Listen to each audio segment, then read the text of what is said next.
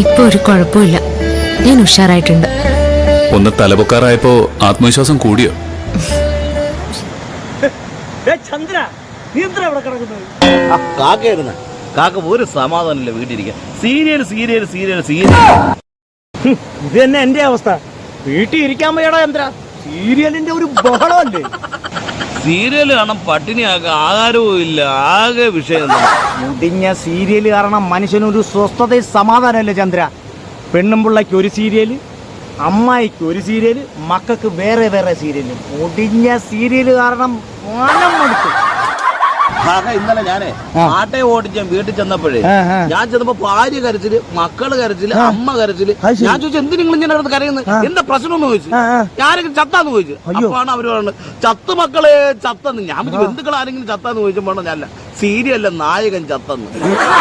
ചന്ദ്ര, ഇതുകൊണ്ടാണ് നമ്മുടെ സിനിമാ നടൻ പ്രേംകുമാർ പറഞ്ഞത് സീരിയലുകൾ എൻഡോസൾഫാനാണെന്ന്. അത് എന്തോന്ന് കാക്ക? എടാ മണ്ട, എൻഡോസൾഫാൻ എന്ന് പറഞ്ഞാൽ മാരകമായ വിഷം. അപ്പം സീരിയലൊക്കെ വിഷമാണല്ലേ കാക്ക? പിന്നല്ലേ, മാരകമായ വിഷം.